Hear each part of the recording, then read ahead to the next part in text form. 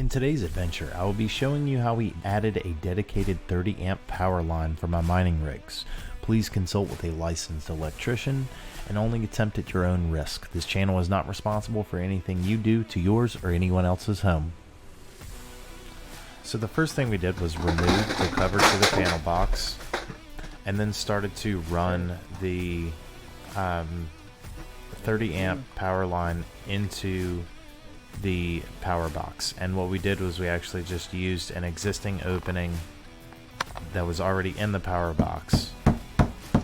So right now we don't have anything hooked up. We just made sure we have enough line to wire up the new fuse that we're going to be putting in, and then we ran the line to where we're installing the outlet and went ahead and wired up the new outlet.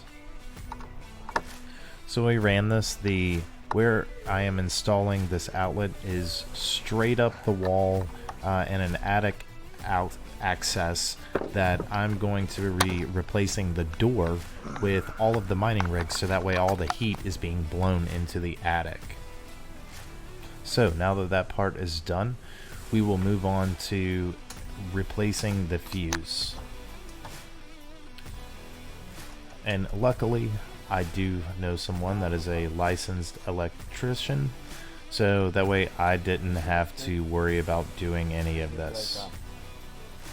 So the current fuse that's in it is a 20 amp fuse, and it will be replaced with a double fuse, one that is 30 amp and the other one that is 20 amps.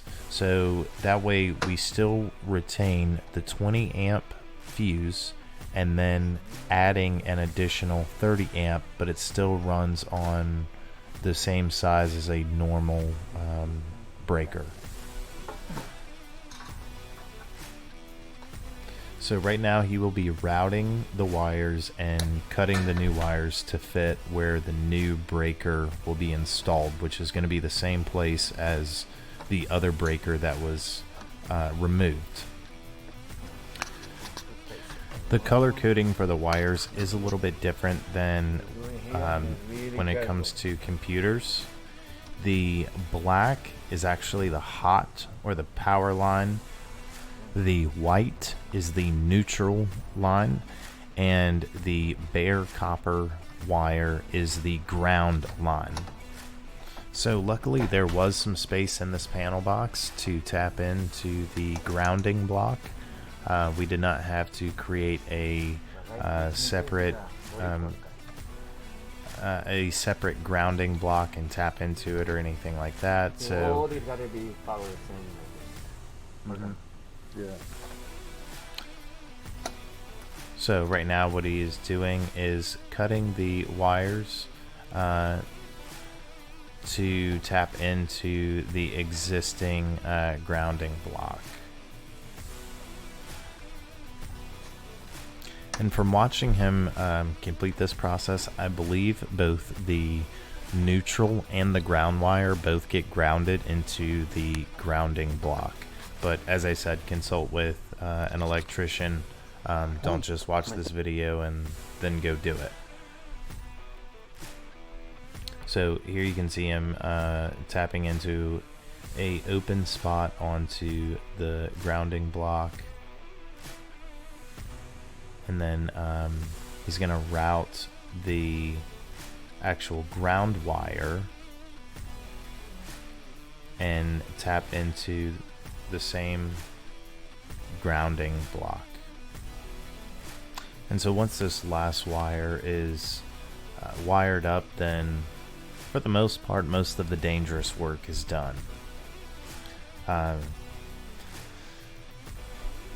Don't get me wrong, anytime you're dealing with an open panel like this, you should definitely consult with a professional.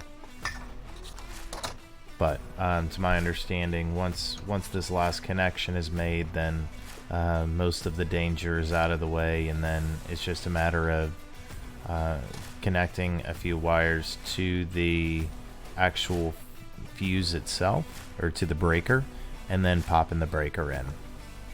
So after we pop the breaker in, or finish getting the breaker wired up and then pop the breaker in, we will do a quick little test on both the 30 and the 30 amp line and the 20 amp line.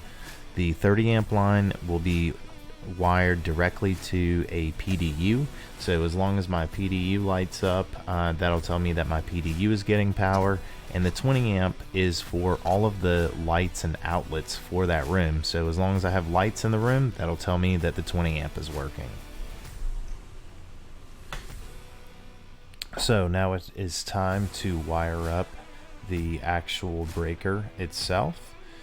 One of the lines is from the existing 20 amp line that was already in, and so it is crucial to make sure that the 20 amp line gets hooked up to the 20 amp side of the breaker, and the new 30 amp line gets hooked up to the 30 amp portion of this breaker. And it is very important to get a very tight connection while securing the wires into the breaker. Unfortunately, this screwdriver is a little bent, so had to go find a different screwdriver. Now, after actually finding a straight screwdriver that could actually get into the small slit of the breaker, was able to get a nice tight connection. So now that we have already wired up the 30 amp that will be going to the mining rigs, we have to connect up the existing 20 amp that goes to the lights and outlets. After getting a nice tight connection,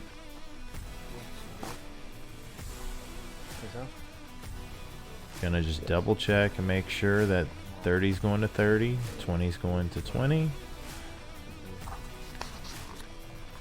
and then pop in the breaker. So now with the breaker popped in, we are going to flip the switch and then go verify and check that everything is working. Now I'm going to plug in the PDU and see if I get lights. Perfect.